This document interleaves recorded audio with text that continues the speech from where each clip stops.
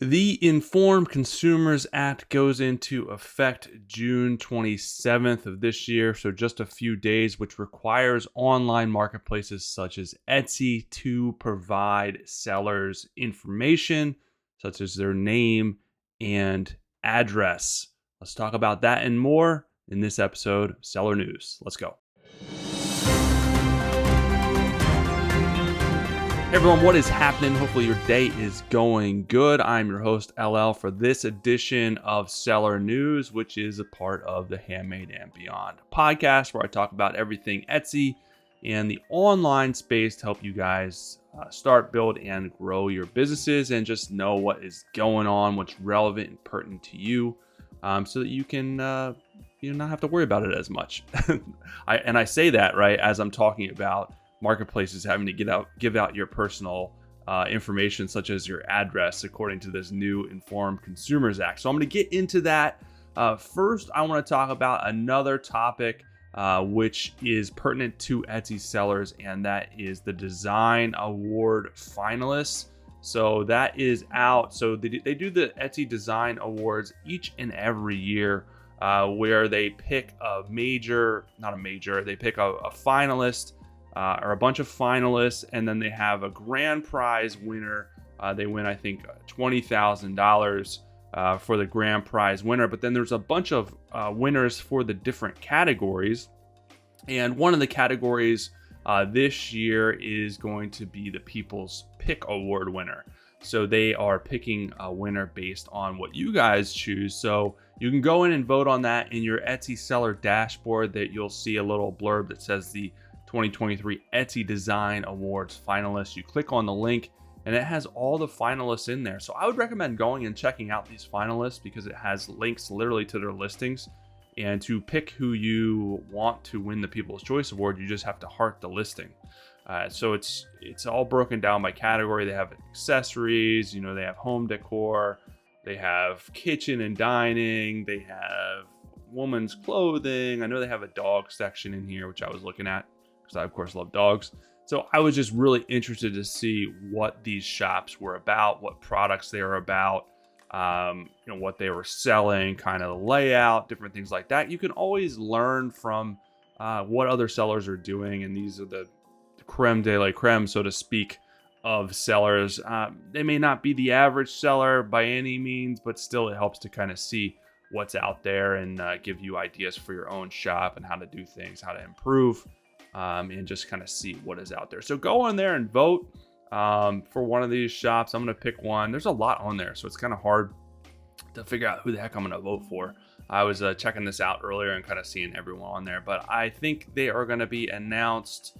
I guess you have till June 28th to vote, and then they said the winners are going to be announced in late July. So that's always interesting to see. I'm sure I'll touch on that in a future episode to see the grand prize winner and then the category winners, to see who kind of took home the grand prize. So that is it for the Design Award finalists. All right, moving on to the main thing that I wanted to talk about in this episode, which is the Informed Consumers Act. This is an act that was passed by the United States government, basically trying to, the aim is to create a safe and transparent online buying process.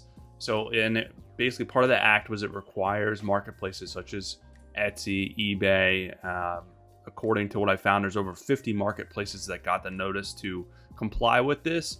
Basically, it makes them verify and disclose certain high volume seller information. So they have to collect it, verify, and disclose it if sellers meet certain criteria. So I know a lot of people are freaking out because one of the criteria is sharing the address of the seller, name and address.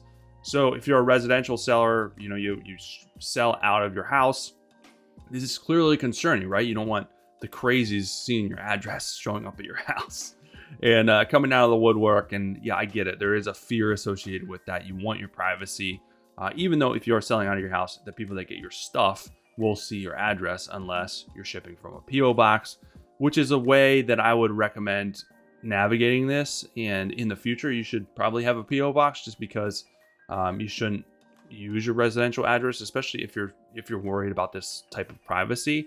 I have a PO box. I've had one for quite some time, but I have for years. I shipped out of my residential address, and I never had a problem. I never had someone show up to my house and want a refund or anything like that. So I never had an issue. But I get it. You just never know. People are kind of nuts, and you don't want that fear. So just go out and get a PO box and use that as your return address. Use that as if you need to have people send stuff back. You can get a PO box relatively cheap. I think it's like $45 or something like that a quarter.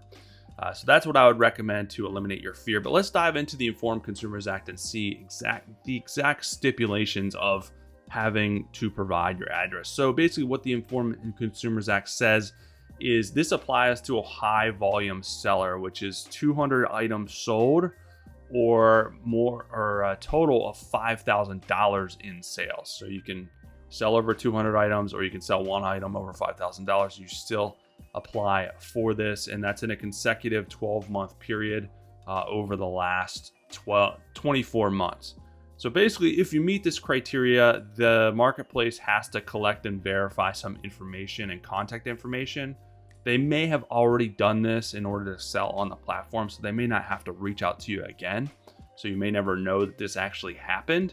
And then basically they also require high volume sellers keeping their information up to date. So they'll ask for you to review it annually just to make sure that it is up to date, it's recent and relevant. The next thing, so if you meet that threshold, those are the requirements. There's no address shared information required. However, if you reach an annual total revenue of $20,000, then these companies, Etsy, eBay, are required to include your name or company name and full physical address in purchase confirmation emails and order details. However, this is the scary part, but however, there are some exceptions that allow them to only share partial address with their buyers. So the first exception is if your address is your residential address. Only your state and country will be shown. So this will alleviate the concern of people that are selling out of their residential address. And the second exception is if you choose a different address for your product returns, then that return address will be displayed, which this should be a PO box. If your return address is a PO box, which it should be, then this will be displayed. So then you're good to go. Who cares if people have your PO box? They're going to send you random mail. That's fine. There's nothing to worry about. So you can request, I know eBay allows you to request an exception for the partial address. I haven't seen anything specific to Etsy requesting the exception. So I'll have to look more into that because the way that my business is lined up, my business name and my business address is my residential address. So they're going to share my residential address as my business address, which I don't really want. So I want to look around. I want to look and see, how I can basically change that over to the PO box. And as a business address, you can't have a PO box. So this is kind of the weird loophole that I'm finding myself in right now. But again, I have to really dive into this. I'm kind of waiting to the last minute to figure this out because this is back on the news again. I just wanted to make sure that I shared it with you guys so you knew what the heck was going on with the Informed Consumers Act and how it affects you. So for the most part, I think,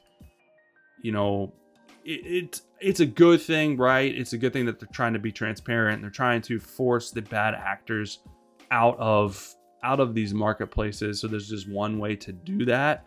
But they have to continue to do it and be mindful not to hurt the people that are doing things the right way. And, not sharing private information that could necessarily make sellers feel uneasy and put them in harm's way. You just never know. But that's the Informed Consumers Act in a nutshell. I'm sure once it's launched, there's going to be problems. There's going to be things rolled out that don't make sense. There's going to be things that they have to clean up and fix just with any new law, any new thing out there. I'm sure there's going to be more to come, and I'm going to bring it to you as soon as I find out those other details. But that's it for seller news today. Just want to cover those couple of topics for you. Give me a like, share, review. I appreciate it. I'll be back next week with some more good stuff for you. Have an amazing rest of your day.